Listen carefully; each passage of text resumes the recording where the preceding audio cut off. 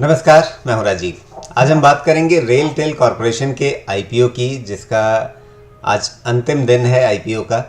और बाज़ार में काफ़ी अच्छा एक मोमेंटम है, और ऐसे मोमेंटम में जबकि मतलब जिन आईपीओज को, जिन कंपनियों को लेकर के बहुत भरोसा नहीं होता है, उनके आईपीओ भी मतलब कई कई गुना, 40 गुना सब्सक्राइब हो जाते हैं। और वैसे में रेलटेल का यह आईपीओ, जो एक सरकारी कंपनी है, जिसका एक बंधा बंधाया कारोबार है, जिसके अच्छे फाइनेंशियल्स हैं, उसके बारे में किस तरह की राय बनेगी और बाज़ार में उसका प्रदर्शन कैसा रहेगा, इसकी हम समीक्षा करेंगे। और इसके लिए आज हमारे साथ जुड़ रहे हैं हमारे एक खास मेहमान विजय चोपड़ा हमारे साथ जुड़े हैं, एमडी और सीईओ इनॉक वेंचर्स के। स्वागत है आपका विजय जी।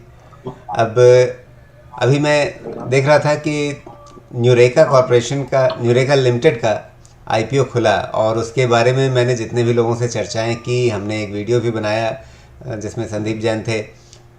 किसी का भी भरोसा बहुत नहीं दिख रहा है, लेकिन उसके बावजूद हमने देखा क्या खूब उसे सब्सक्रिप्शन मिले हैं। एक ऐसे माहौल में रेलटेल के आईपीओ के बारे में क्या अनुमान है आपका, जबकि इसके बारे में हर तरफ से मतलब अच्छी प्रतिक्रियाएं ही हैं। धन्यवाद राजीव जी, आपने मुझे आमंत्रित किया, मैं बहुत शुक्रगुजार हूं इस बात का। पहली चीज मैं बोलना चाहता हूं, नो डाउट बाजार में एक बहुत ही पॉजिटिव यूफोरिया है। मैं यूफोरिया शब्द इसलिए कह रहा हूं कि जो बजट के बाद हमने देखा, मुझे लगता है जो भी मार्केट पार्टिसिपेंट्स हैं, मैं करीब करीब 2 दशक से बाजारों को देख रहा हूं, और मुझे लगता है कि इस तरह की चीजें शायद हम में से किसी ने भी नहीं देखी थी जब अपर सर्किट लगे थे तब भी। क्योंकि लगातार इस तरीके की तेजी होना भी बाजार के लिए कहीं ना कहीं एक अननेचुरल चीज है, और मुझे लगता है कि बाजार में एक नॉर्मलसी आनी बहुत जरूरी है। नंबर 2, जो आप बात कर रहे हैं कि इस यूफोरिया में लोग लिस्टिंग करा रहे हैं और उसका फायदा उठा रहे हैं, क्योंकि रिटेल पार्टिसिपेशन बहुत अच्छा है और लोग उसमें बहुत बढ़ चढ़ के हिस्सा ले रहे हैं, ओवर सब्सक्राइब हो रहे हैं आईपीओस, और लिस्टिंग भी अच्छी हो रही है। तो जो हम बात कर रहे हैं रेलटेल की, मुझे लगता है कि कोई भी कंपनी जहां पर उसके रेवेन्यूज कहीं ना कहीं जाके अच्छे हों और उसकी जो फाइनेंशियल्स हैं वो किसी चीज पे डिपेंडेंट ना हो, तो उस कंपनी को अच्छा माना जा सकता है शुरू से। तो रेलटेल भी ऐसी कंपनी है जो भारतीय रेल को अपनी सेवाएं प्रदान करती है, नेटवर्किंग से रिलेटेड, टेक्नोलॉजी से रिलेटेड, इंटरनेट से रिलेटेड, सिग्नलिंग से रिलेटेड, और बहुत सारी चीजें जो भारतीय रेल को चाहिए, क्योंकि भारतीय रेल अपने आप में एक इकोनॉमी है, एक छोटे देश की इकोनॉमी कह सकते हैं भारतीय रेल को। और एक समय था जब, अब तो जो नए पार्टिसिपेंट शायद नहीं जानते हैं या भूल गए होंगे, रेल बजट भी अलग हुआ करता था, ये ब्रिटिश टाइम से ही अलग हुआ करता था। तो रेल को एक अलग से एक इकोनॉमी और एक अलग बजट मिला करता था, वो जगह मिला करती थी। अब रेलटेल पे आते हैं। मुझे लगता है कि रेवेन्यू वाइज और जो आज जो वो काम कर रही है, ओवरऑल मैं बहुत संतुष्ट हूं कि कंपनी अच्छी है और इसमें लिस्टिंग गेन्स के लिए निवेश किया जा सकता है। नंबर 1, तो जिस भाव पे ये अवेलेबल है 92, 93, 92, 93 पे ये इसको लिस्टिंग, इसका ऑफर प्राइस है, मुझे लगता है कि संभवतः आपको 15-20%, 25% तक का भी अपसाइड अगर मिलता है तो लेके एक बार बाहर आना चाहिए। मगर हाँ, जो एक्सपेक्टेशंस जो हमने बर्गर किंग में देखी या और दूसरे आईपीओ में देखी कि भाई 100, 200, 300% तक भी स्टॉक्स लिस्टिंग पे बढ़ते हैं, मुझे नहीं लगता कि ऐसा कुछ होने वाला है इसमें रेलटेल के आईपीओ में। और मगर हाँ, अच्छे listing gains, handsome listing gains मिल सकते हैं, उसके लिए निवेश किया जा सकता है। नंबर 3 राजीव जी, मुझे लगता है जो फ्यूचरिस्टिक बिजनेस है वो नहीं है ये। इसमें आप बहुत ज्यादा बढ़ोतरी नहीं देख पाएंगे, ये कहीं ना कहीं सीमित हो जाएगा। देखिए, जो टेक्नोलॉजी और इंटरनेट रिलेटेड सेवाएं हैं उसमें कहीं ना कहीं एक लिमिटेशन है इस कंपनी की, और वो मुझे नहीं लगता कि बहुत ज्यादा एक्सपैंड कर पाएगा। अगर आप, I am sure, news track करते होंगे, जो एलन मस्क साहब कर रहे हैं स्पेसएक्स के साथ, और उन्होंने कुछ देशों में चालू भी किया है कि अब जो इंटरनेट कनेक्टिविटी है सैटेलाइट के द्वारा दी जाएगी, तो बहुत सारे जो इंटरनेट रिलेटेड मॉडल्स हैं या जो टेक्नोलॉजी मॉडल्स हैं वो चेंज होने वाले आने वाले 5 से 10 सालों में। और मुझे लगता है कि ये हमारे देश की जो कंपनीज हैं, जो कि टावर कंपनीज हैं या जो इंटरनेट रिलेटेड कंपनीज हैं, जो टेलीकॉम कंपनीज हैं, उनके बिजनेस मॉडल को भी चैलेंज करेगा। तो मेरे अंदाजे से कोई बहुत ज्यादा फ्यूचरिस्टिक बिजनेस मॉडल नहीं है इस कंपनी के पास, मगर हाँ, मैं दोबारा बोलूंगा, कंपनी अच्छी है, आज बहुत अच्छी दिखाई देती है। हो सकता है कि आने वाले समय में ये स्टेबल भी रहे, मगर अगेन आई एम सेइंग कि बहुत ज्यादा फ्यूचरिस्टिक बिजनेस मॉडल नहीं है। तो इसमें आप लिस्टिंग गेन्स लीजिए और बाहर आइए। तो मोटे तौर पे आपको खतरा ये लगता है कि आने वाले समय में तकनीक बदलेगी, डिसरप्शंस होंगे, जिसके चलते इस कंपनी का जो कामकाज है वो एकदम से प्रभावित हो सकता है? देखिए, एकदम तो नहीं देखिए, कोई भी चीज आती है वो अब समय लेती है अपने आप को एस्टैब्लिश करने में। और भारतीय रेल अपने आप में, जैसे मैंने बोला, एक इकोनॉमी है, एक छोटे देश की इकोनॉमी कह सकते हैं, जितना बड़ा इसका काम है और जितना नेटवर्क है, तो उसको चेंज करना और उस तरीके से उस चेंज को अडेप्ट करने में भी समय लगेगा। तो मुझे इसका जो बिजनेस मॉडल है, अगेन जैसे हम बात करें, फॉर एग्जांपल मैं टाटा केमिकल की बात करता हूँ। टाटा केमिकल जैसी कंपनी है, वो आगे आने वाले टाइम में ईवी बैटरीज के अंदर निवेश कर रही है और काम कर रही है और R&D कर रही है। और अभी टाटा मोटर्स का बयान भी आया कि वो लोग इंग्लैंड में एक बैटरी प्लांट डालेंगे JLR को सपोर्ट करने के लिए। तो एक ये फ्यूचरिस्टिक प्लान समझ में आता है, मगर अगर हम आप कंपनी के बारे में पढ़ें तो मुझे कोई फिलहाल फ्यूचरिस्टिक बिजनेस मॉडल या बिजनेस का कोई नई चीजें दिखाई नहीं दे रही फिलहाल। हो सकता है आगे आने वाले समय में आए तो आप दोबारा ले सकते हैं बाजार में। अगर हम केवल IPO की बात कर रहे हैं तो IPO में हम लोग लिस्टिंग गेन्स लेके बाहर आ सकते हैं और वेट कर सकते हैं कंपनी किस तरीके से परफॉर्म करती है आने वाले समय में। क्योंकि भारतीय रेल से रिलेटेड कितनी सारी IRCTC से लेके RVNL से लेके अब ये जो 3-4 IPOs आ गए हैं, और मुझे लगता है कि रेल तो कहीं ना कहीं भारत सरकार ने डाइवेस्ट कर ही दी है अलग अलग अगर डिपार्टमेंट्स देखे जाएं तो आगे देखना होगा किस तरीके से ये सरकारी तंत्र जब प्राइवेटाइज होता है या इसमें पब्लिक पार्टिसिपेशन हो जाती है, या जो प्राइवेट प्लेयर्स कल को आएंगे इस कंपनी में, हो सकता है मेजॉरिटी स्टेक भी ले लें कल को, संभव है। तो वो किस तरीके से उस समय बिहेव करेगी ये देखना होगा। मगर अभी फिलहाल जब हम IPO की बात करते हैं, IPO में कोई दिक्कत नहीं है। प्राइसिंग मैं ये नहीं कहूंगा ओवर प्राइस्ड है या कहीं एग्रेसिवली प्राइस्ड है। 10 रुपए पेड अप शेयर अगर आपको 90-92 में मिलता है और उस पर कुछ आपको 20-25% का गेन मिलता है तो लेके एक बार को बाहर निकलिए। बाजार में वैसे भी बहुत अपॉर्चुनिटीज है राजीव जी, और इस कंपनी के अलावा भी अपॉर्चुनिटीज मिलेंगे, कमाई के अवसर मिलेंगे। तो फिलहाल अभी ऐसा लग रहा है कि लंबे अवधि के पोर्टफोलियो में आप इस शेयर को नहीं डालना चाहेंगे, उसके लिए आप उतने आश्वस्त नहीं हैं? जी बिल्कुल, लंबी अवधि के लिए राजीव जी मेरा जो पर्सनल क्राइटेरिया है वो है फ्यूचरिस्टिक बिजनेस मॉडल, कि आप आगे आने वाले समय में कितने तैयार हैं या कितने गियर्ड अप हैं। मैं IT कंपनीज का एग्जांपल दूंगा कि जहां पर अगर हम बात करें कि TCS या HCL टेक या विप्रो या इन्फोसिस जैसी कंपनीज हैं, वो आगे आने वाले 5 सालों की टेक्नोलॉजीज के लिए तैयारी आज से कर रही हैं। मगर क्या रेलटेल ये काम कर रही है, इस बात पे मैं बिल्कुल श्योर नहीं हूं कि रेलटेल इसके लिए तैयार है आगे आने वाले 5 से 10 सालों के लिए। और इसके लिए जो सरकारी तंत्र है वो अपने आप में समय लेता है, क्योंकि बहुत सारे अप्रूवल्स होते हैं, बहुत सारे लोग होते हैं, बहुत ब्यूरोक्रेसी है इस देश में, और ये सच्चाई है, इस बात को हम डिनाई नहीं कर सकते कि ब्यूरोक्रेसी में आसानी से चीजें नहीं चलती। तो उस ब्यूरोक्रेसी को देखते हुए, जो अभी फिलहाल जो तंत्र है, मैनेजमेंट है, उसको देखते हुए मुझे लगता है कठिनाई होगी चेंज करने में। मगर हो सकता है कि जब ये कल को प्राइवेटाइज हो जाए या प्राइवेट हाथों में चले जाए तो ये एक दूसरे तरीके से, एफिशिएंट तरीके से काम करे। और ऐसी बहुत सारी कंपनीज हमने देखी हैं जो सरकार के हाथों से निकल के प्राइवेट हाथों में गई और उसके बाद काफी दूसरे तरीके से देखी गई और उनका री रेटिंग किया गया। तो फिलहाल अगेन IPO के लिए मैं कॉन्फिडेंट हूं कि इसमें लिस्टिंग गेन्स मिल सकते हैं और निवेश किया जा सकता है, मगर एक बार प्रॉफिट बुक करके बाहर बैठना मुझे ज्यादा बेहतर लगेगा रादर देन इसको लॉन्ग टर्म पोर्टफोलियो में रखना। जी, आप इसे लंबे अवधि के पोर्टफोलियो में नहीं रखना चाहते, उसके पीछे क्या एक वजह ये भी है कि PSUs को हमने देखा कि बाज़ार में बहुत अच्छा मूल्यांकन नहीं मिल रहा है। शायद कहीं सरकार के लिए भी ये चिंता की बात है, उनका विनिवेश कार्यक्रम भी इसकी वजह से थोड़ा कहीं अटक रहा है कि भाई एक ही, मतलब जिस तरह का बिजनेस, जिस तरह की रेवेन्यू, जिस तरह का प्रॉफिट कंपनी जनरेट कर रही है, उस हिसाब से बाज़ार में उसको वैल्यूएशन नहीं मिल रहा है। राजीव जी देखिए, एक ये सच्चाई है कि बहुत सारी इनएफिशिएंसीज एग्जिस्ट करती हैं हमारे पूरे सिस्टम में, और उन इनएफिशिएंसीज के साथ हमारी सरकारें चलती रही हैं। जैसे मैंने ब्यूरोक्रेसी शब्द यूज किया, तो वो ब्यूरोक्रेटिक सिस्टम है जो काम करने का, और जो कॉर्पोरेट कल्चर नहीं है, उसकी वजह से कहीं ना कहीं सरकार भी निजात पाना चाहती है। क्योंकि अभी भी मोदी जी ने पार्लियामेंट में कहा कि हवाई जहाज भी बाबू उड़ाएंगे और फर्टिलाइजर कंपनी भी बाबू उड़ाएंगे और खाद्यान्न की जो कंपनीज हैं वो भी बाबू चलाएंगे। तो संभव नहीं है ना कि सारा देश बाबू ही चला लें।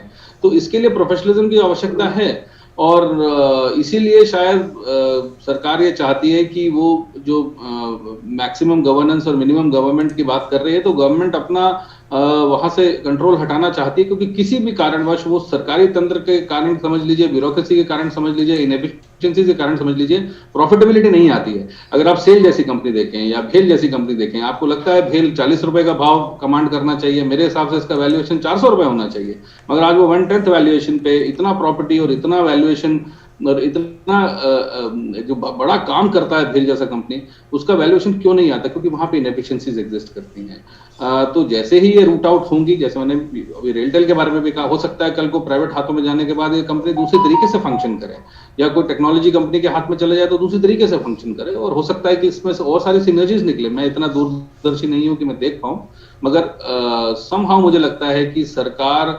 आज तक जो अगर क्रिटिकल डिफेंस या इस तरीके के सेक्टर्स को छोड़ दिया जाए जो सरकार के अंडर होने चाहिए, जो कि देश की सुरक्षा से रिलेटेड हैं या जो देश से रिलेटेड हैं, मोरोवर जो जनरली कमोडिटाइज्ड बिजनेसेस हैं, वो सरकार मुझे लगता है नहीं चला पाई और आगे चला भी नहीं पाएगी। जी, लेकिन यहाँ रेलटेल के मामले में इसका बिल्कुल बंधा हुआ ग्राहक है भारतीय रेलवे।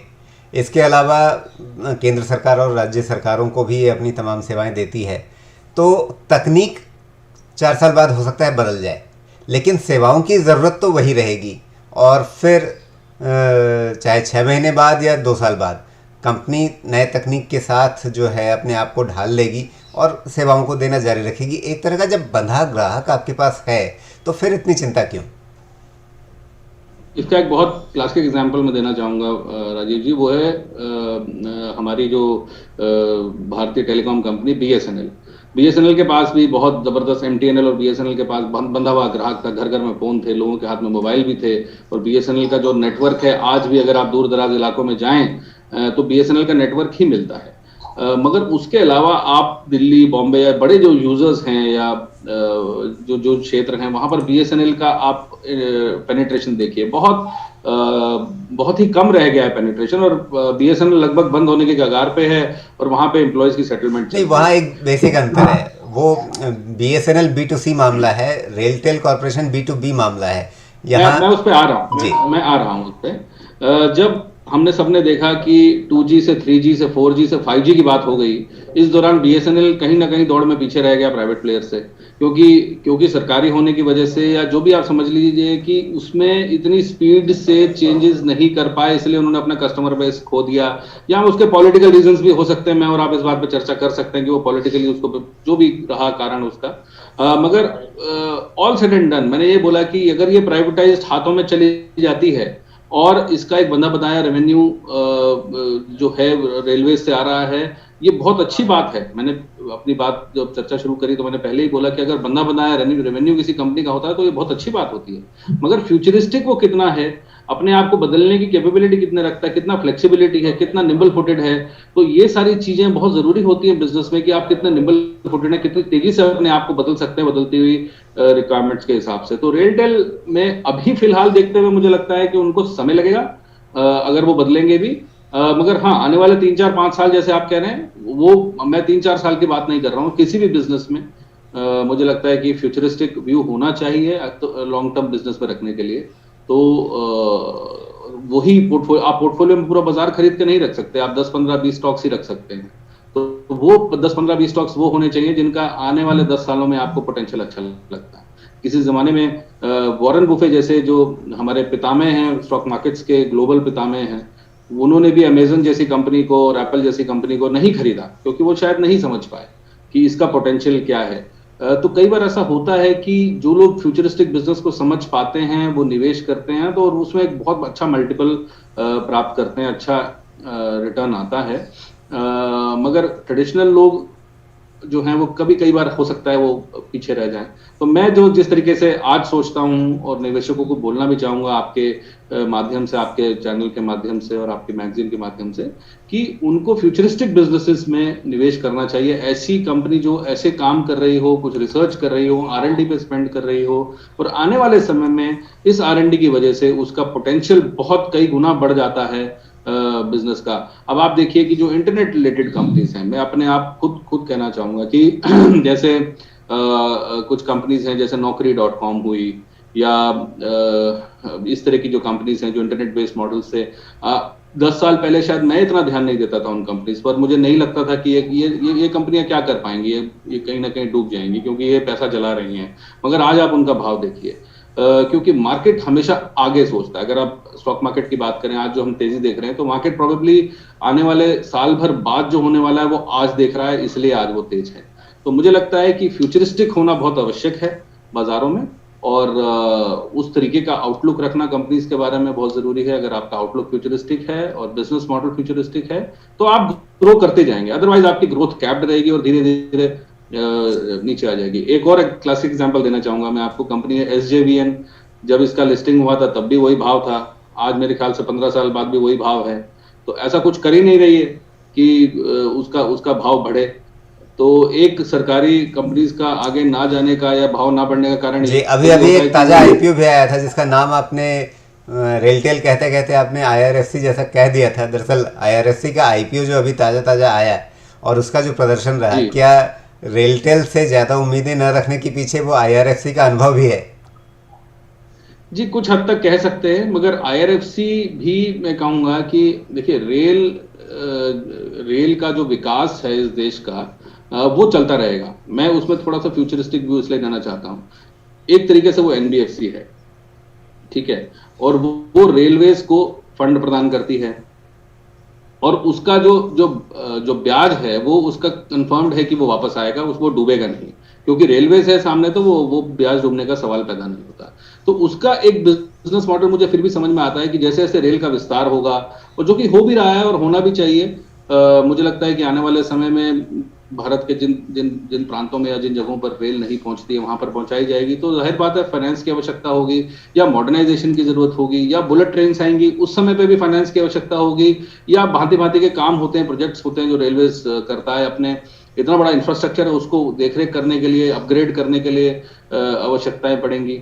तो IRFC फिर भी मैं कहूंगा कि एक मुझे मॉडल ठीक लगता है, क्योंकि वो कहीं ना कहीं एक NBFC है और उसका काम है ब्याज पर पैसे देना और ब्याज से अपनी ग्रोथ करना। तो वो फिर भी एक थोड़ा स्टेबल मॉडल लगता है।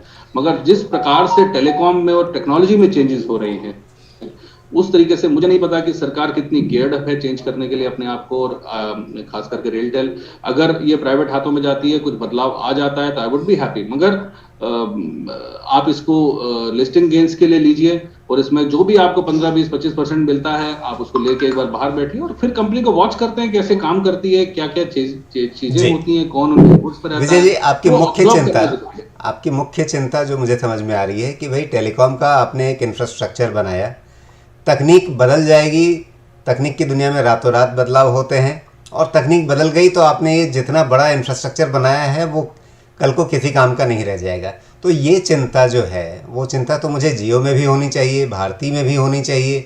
आखिर वो भी तो यही काम कर रहे हैं, वो भी ऑप्टिक फाइबर का इतना बड़ा नेटवर्क बिछा करके बैठे हुए हैं। बिल्कुल ठीक कहा। मैंने एक ये बात हमारी चर्चा में भी आई कि जो एलन मस्क स्पेसएक्स के द्वारा करना चाहते हैं कि पूरे टेलीकॉम को, इंटरनेट स्पेस को, या जो DTH प्लेटफॉर्म्स है उस स्पेस को वो रिवोल्यूशनाइज करना चाहते हैं।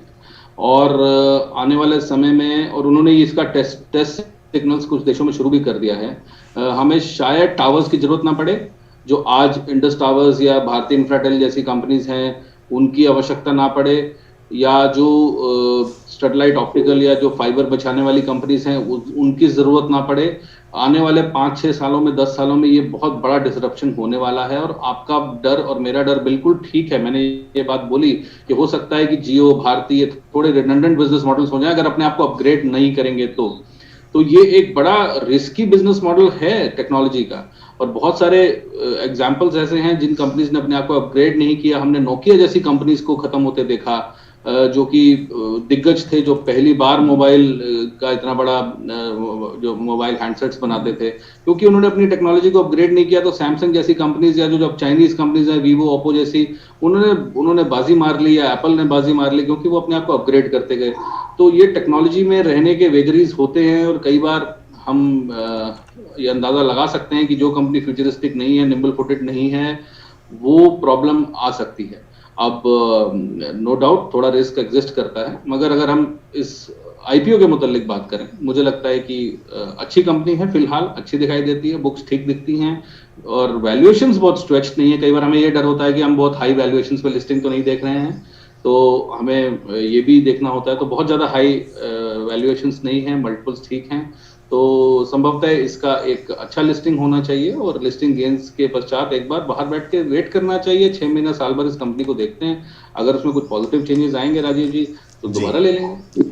बिल्कुल, बहुत धन्यवाद विजय जी, आपने समय निकाला है इस बातचीत के लिए और ये सारी बातें हमारे दर्शकों के सामने, पाठकों के सामने रखी। बहुत बहुत धन्यवाद आपका।